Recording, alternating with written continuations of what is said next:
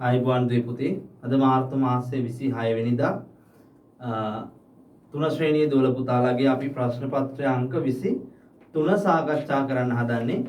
පුතේ දැන් මේ වෙනකොට ඔයගොල්ලන්ට පණිවිඩයක් දෙන්න තියෙනවා. අප්‍රේල් මාසයට අදාළ සංග්‍රහව දැන් මේ වෙනකොට වෙළඳපොලේ පුතාලට මිලදී ගන්න හැකියාව තියෙනවා. ඊළඟ මාසේ සංග්‍රහව පුතාලා දැන්ම අරගෙන තියාගන්න. එතකොට පළවෙනිදා ඉඳලම අප්‍රේල් 1 වෙනිදා ඉඳලම අපිට මේ වැඩසටහනත් එක්ක සම්බන්ධ වෙන්න පුළුවන් දුවල පුතාලට දවසක්වත් මගේ අරගන්නේ නැතුව. රයිට්. අපි යන් එහෙනම් අද දවසේ ප්‍රශ්න පත්‍රයට පළවෙනි ප්‍රශ්නය විදිහට දීලා තියෙන පුතේ 1 සිට 20 තෙක් ලිවීමේදී එකේ ඉලක්කම ලියවෙන වාර ගණන කීයද කියලා අහන්නේ. පළවෙනි ප්‍රශ්නේ 1 සිට 20 තෙක් ලිවීමේදී තෙක් එකේ ඉලක්කම ලියවෙන වාර ගණන කීයද කියලා අහනවා. පුතේ එකේ සිට කිව්වම එකෙන් පටන් ගන්න ඕනේ. එකේ සිට කොහොම එකෙන් පටන් ගන්න ඕනේ. රයිට්. අපි එකේ ඉලක්කම ලියවෙන ඒවා ලියමු. එකේ සිට කියන්නේ 1. 1 ලියද්දි එකේ ඉලක්කම ලියවෙනවා. 2 ලියද්දි නෑ 3 4 5 6 7 8 9 ඒකක්වත් ලියද්දි එකේ ඉලක්කම ලියවෙන්නේ නෑ. ආපහු 10 ලියද්දි එකේ ඉලක්කමක් ලියවෙනවා. 11 ලියද්දි එකේ ඉලක්කම් දෙකක් ලියවෙනවා.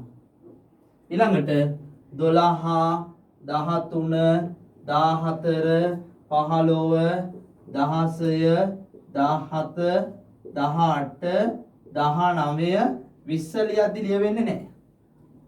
20 තෙක් කිව්වට 20 අපිට අවශ්‍ය වෙන්නේ නැහැ. දැන් බලන්න එකේ ඉඳලා 20 වෙනකන් ලියද්දි 20 දී එකේ ඉලක්කමක් එන්නේ නැහැනේ ලිව්වේ නැත්තේ ඒකයි පුතේ. එතකොට එකේ සිට 20 තෙක් ලිවීමේදී එකේ ඉලක්කම ලියවෙන වාර ගණන කීයද කියලා අපි දැන් ගණන් කරලා බලමු. 1යි 2යි 3යි 4යි 5යි 6යි 7යි 8යි 9යි 10යි 11යි 12යි කී වාරයක් ලියනවද පුතේ? එකේ ඉලක්කම 12 වාරයක් ලියනවා. 12 පාරක් ලියනවා. උත්තරේ 12යි. රයිට්. දැන් පුතාලට ප්‍රශ්න තේරෙන්නේ නැති නිසා සමහර අයට ප්‍රශ්න තේරුම් ගන්න අමාරු වෙන්න ඇති කියලා මට හිතෙනවා. මොකද පළවෙනි වතාවටනේ පුතේ මේ જાතිය ප්‍රශ්නයක් ලියන්නේ නේද? රයිට්. කමක් නැහැ. අපි යන් ඊළඟ ප්‍රශ්නෙට. මේකේ තව කෙටි ක්‍රම තියෙනවා. කෙටියෙන් කරන ක්‍රම කියලා දෙන්න පුළුවන් පුතේ. නමුත් දැන් මට හිතෙනවා ඒක සුදුසු වෙලාව නෙමෙයි. මොකද ප්‍රශ්නේ තේරුම් අරගෙන ටික දවසක් යද්දී අපි කියලා දෙන්නම් පුතේ.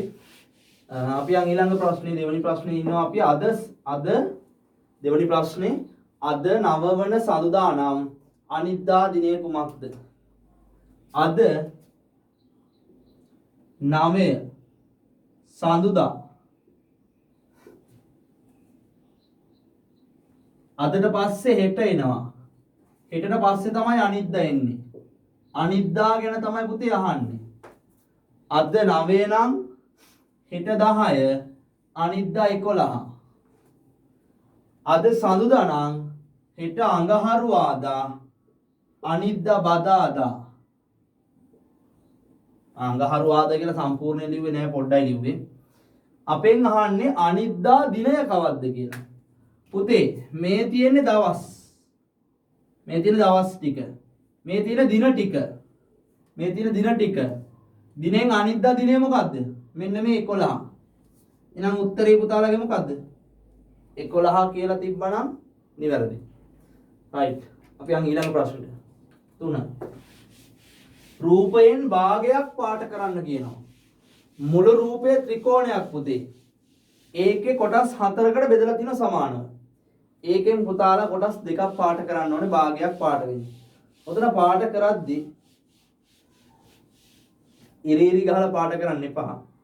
සම්පූර්ණ Taman ලියන පැන්සලෙන් වෙන වෙන පාට පාවිච්චි කරන්නත් එපා පුතේ.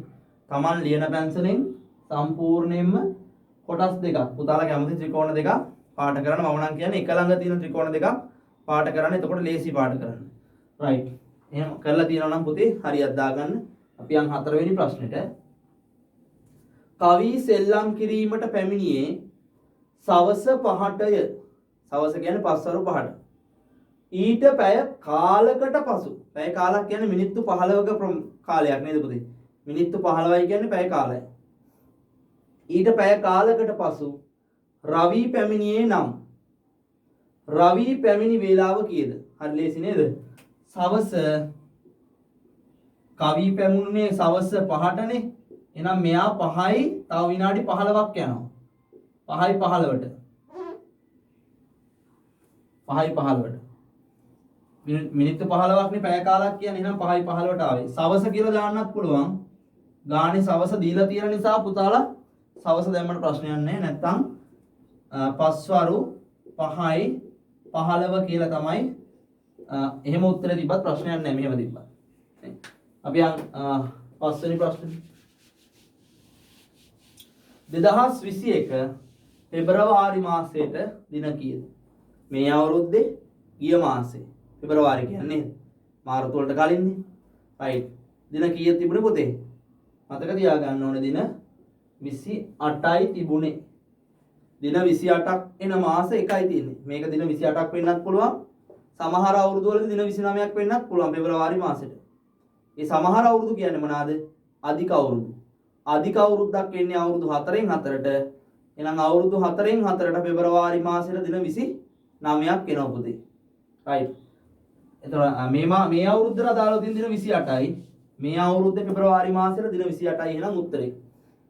6 වෙනි ප්‍රශ්නෙට යන්න. සිලින්ඩරයක් දීලා තියෙනවා. මේව ඝන වස්තුවේ නම අහනවා. එහෙනම් පළවෙනි ප්‍රශ්නෙට උත්තරේ සිලින්ඩරය. සිලින්ඩරය. රයිට්. ඒත් එක්කම අහනවා මෙහි ශීර්ෂ පිළිබඳ කුමක් කිව හැකිද? ශීර්ෂයක් කියන්නේ මුල්ලක්. මේක එක මුල්ලක්වත් නෑ පුතේ සිලින්ඩරේ නේද? 17 එකක් නේද? කොහෙවත් මුල්ලක් නෑනේ. ශීර්ෂයක් නැති නිසා මේ ශීර්ෂ පිළිබඳ කුමක් කිව හැකිද කියලා අහනවා. එතකොට පුතාලා මේ වගේ වට උත්තර ලියලා නෑ. ශීර්ෂ කීයද? අර මේ මුහුණත් කීයද? ඒ වගේ වැහුවොත් ලිව්වට මිසක් කුමක් කිව හැකිද කියලා ප්‍රශ්නයක් ඇහුවොත් මෙහි ශීර්ෂ පිළිබඳ කුමක් කිව හැකිද? ඔයා දන්න දේ කියන්න. මොකක්ද දන්නේ පුතේ? මේකේ ශීර්ෂ මොකුත් නැහැ. ශීර්ෂ එකක්වත් නැහැ. එහෙනම් ශීර්ෂ පිළිබඳ කියන්න පුළුවන් මොකද්ද? ශීර්ෂ කිසිවක් නැත. කවුරු හරි දුවෙක් පුතෙක් නැත කියලා විතරක් තිබ්බත් ඒත් හරි. නේද? මොකද පළවෙනි වතාවට ලියද්දි මේ ප්‍රශ්නෙට අනිවාර්යෙන් පුතාලා මෙච්චර දෙයක් ලියන එකක් නැහැ. නැත කියලා තමයි ලියන්නේ. ශීර්ෂ නැත කියලාත් ඇති සමහරලා.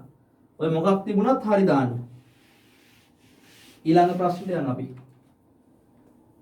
7. පරවියන් 10 දෙනෙකුට ඇති කකුල් හා හොටවල් ගණනේ එකතුව කීයද?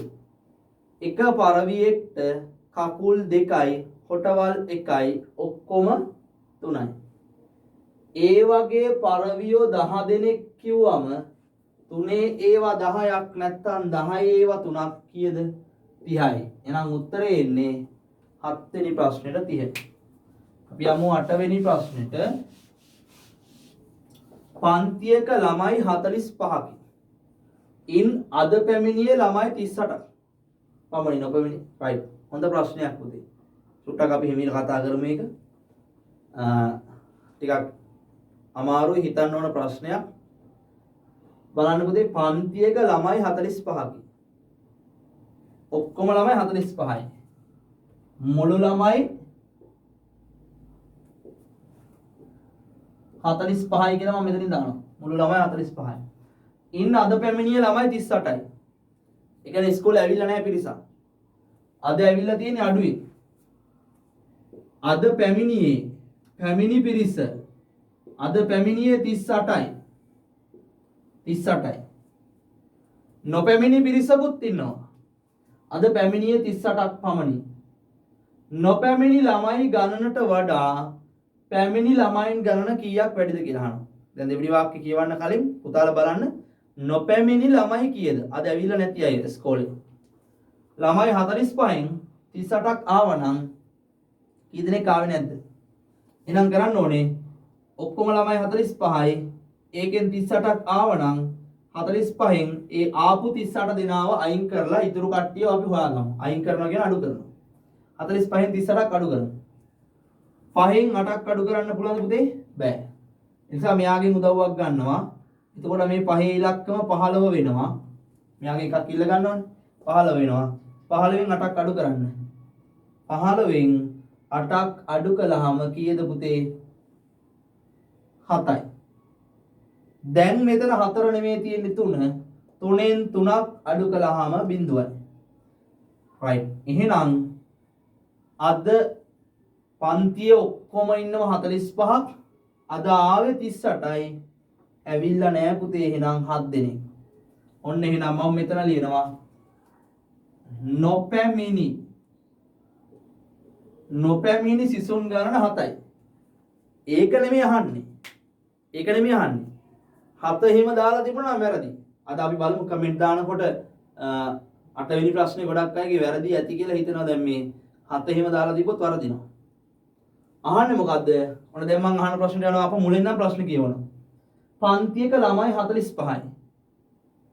ඉන් අද පැමිණියේ ළමයි 38යි. අද ආවේ 38යි.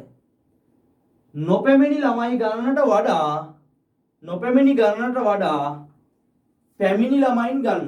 ඒ කියන්නේ ඉස්කෝලේ ආපු නැති අයට වඩා ඉස්කෝලේ ආපු අය කී දෙනෙක් ඉන්නවද වැඩිපුර වැඩිද කියලා අහනවා. මෙන්න පැමිණි අය, මෙන්න නොපැමිණි අය. මෙයාලට වඩා මෙයාලා කීයක් වැඩිද කියලා අහනවා. එහෙනම් අපි බලන්නේ 7ට වඩා 38 කියන්නේ කීයක් වැඩිද කියලා. ඒක හොයන්නේ කොහොමද? 38යි පැමිණි ළමයි, නොපැමිණි ළමයි 7යි. එහෙනම් පැමිණි ගණන නොපැමිණි ගණනට වඩා කොච්චරක් වැඩිද කියලා අහනකොට මේකෙන් මේක අඩු කරලා උත්තරේ ගන්නවා. අපි අරන් බලමු. 8න් 7ක් අඩු කරනවා 1යි. 3න් අඩු කරන්න එකක් නැහැ කියන්නේ 3යි. right. 31යි ආවේ. ඒකේ තේරුම මොකද්ද? ළමයි ආවේ නැහැ 7 දෙනෙක්. ඒ 7 දෙනාට වඩා පැමිණි පිරිස 31ක් ඉන්නවා. පැමිණියා 38යි, නොපැමිණියා 7යි. කීයක් වැඩිද? 31ක් ඉන්නවා. මේගොල්ලෝ මේ දෙන්න දිහා සාපේක්ෂ කරලා බැලුවම පුතේ. ඒ වචන තේරෙන්නේ නැතුව ඇති. නමුත් වචනේ අහන්න අද. ඒතර ඊළඟ දවසේදී හරි තේරෙනවනේ. මෙයාට සාපේක්ෂව බැලුවම මෙයා වැඩි. වැඩිනේ පුතේ. මෙයාට සාපේක්ෂව බැලුවම මෙයා වැඩි. කොච්චරක් වැඩිද? 31ක් වැඩි. ඕක තමයි පුතේ අහපු ප්‍රශ්නේ. right. කමක් නැහැ. ඒ වගේ අමාරු ප්‍රශ්නයකුත් තියෙන්න ඕනේ. නේ. උත්තරේ ඉන්නේ 31යි. අපි යන් ඊළඟ ප්‍රශ්නෙට.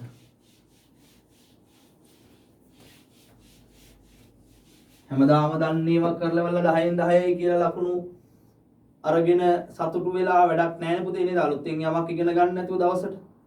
right. අපි අහන 9 වෙනි ප්‍රශ්නේ අහන්නේ දවසට පැය කීයද? දවසට පැය 24ක් තියෙනවා උත්තරේ. අපි යන් 10 වෙනි ප්‍රශ්නෙට. අඩු කරන්න තියෙන රෝම අංක 1 සහ රෝම අංක 2. රෝම අංක 1 50 අඩු කිරීම 25. ඊළඟ එක 93 අඩු කිරීම 65. අඩු කරමු අපි. බිඳුවෙන් 5ක් අඩු කරන්න බෑ. එහා පැත්තෙන් උදව්වක් ගන්නවා. එතකොට තියෙන බිඳුවට එකක් මේ පැත්තෙන් ඉල්ල ගත්තම 10ක් වෙනවා. 10න් 5ක් අඩු කළාම පුතේ 5යි. දැන් මෙතන 5 නෙමෙයි තියෙන්නේ 4. එහා පැත්තට එකක් දුන්නා. 4න් 2ක් අඩු කළාම 2යි. එහෙනම් 25යි. ඊළඟට 3න් 5ක් අඩු කරන්න බෑ. 93න් 65ක් අඩු කරන්න හදන්නේ. 3න් 5ක් අඩු කරන්න බෑ. නිසා 3 ඉලක්කමට මෙයාගෙන් උදව්වක් ගන්නවා. උදව්වක් කියන්නේ 1යි. 13 හැදෙනවා. 13න් 5ක් අඩු කරන්න. 13න් 5ක් අඩු කළාම 8යි. දැන් මෙතන 9 නෙමෙයි තියෙන්නේ 8යි. 8න් 6ක් අඩු කළාම 2යි. උත්තරේ 28යි. ඔන්න 26 වෙනිදා ප්‍රශ්න පත්‍රයේ පිළිතුරු ටික අපි සාකච්ඡා කරේ. සිකුරාදා දවසේ අනිවාර්යයෙන්ම කමෙන්ට් එකක් දාන්න පුතා අද ගත්ත ලකුණු ප්‍රමාණය. හෙට දවසේ තියෙන විභාවිතාමාන කොටසක් අපි හෙට දවසට අදාළ වීඩියෝ එකෙන් නැවත හම්බෙමු.